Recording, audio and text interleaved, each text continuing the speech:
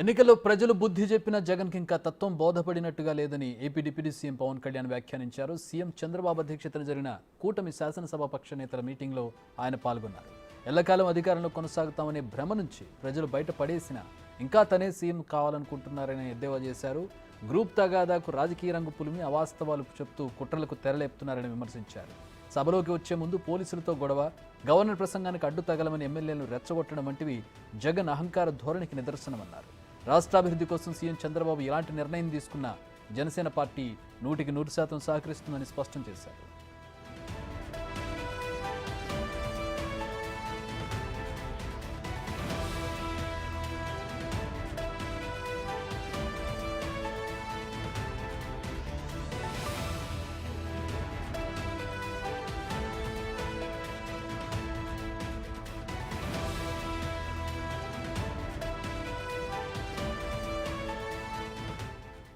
మా ప్రతినిధి శివ జాయిన్ అవుతున్నారు విజయవాడ నుంచి.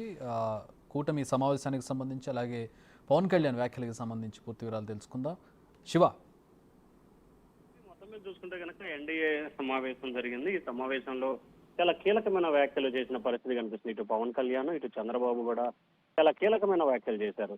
వాస్తవానికి ప్రభుత్వం అధికారంలోకి వచ్చి సరిగ్గా 50 రోజులు కూడా కాలేదు. అలాగే ఎన్నికల్లో ప్రజలు బుద్ధి చెప్పినా గానీ జగన్కి ఇంకా తత్వం బోధపడినట్లేదని చెప్పి కూడా డిప్యూటీ సీఎం పవన్ కళ్యాణ్ వ్యాఖ్యానించిన పరిస్థితి పెను దుమారం లేపుతా ఉంది. శాసనసభ పక్ష సమావేశంలో జగన్ తీరును ఆయన తీవ్రస్థాయిలో కూడా తప్పుపట్టారు. జగన్ నెల రోజులు కొత్త ప్రభుత్వం ఏర్పడి అప్పుడే విమర్శలు వ్యాఖ్యానం చేస్తున్నారు. ఇది ఎంతవరకు సమంజసం అని చెప్పి కూడా ఆయన ఆందోళన చెందిన పరిస్థితి కనిపిస్తోంది.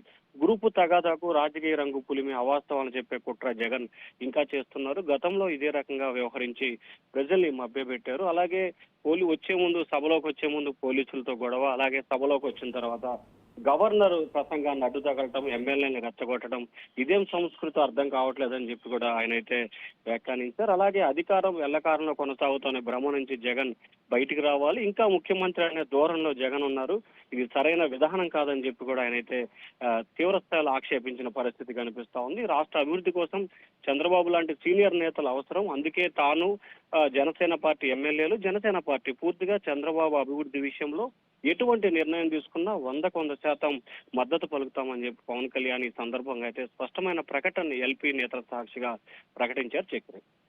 Thanks for the update Shiva.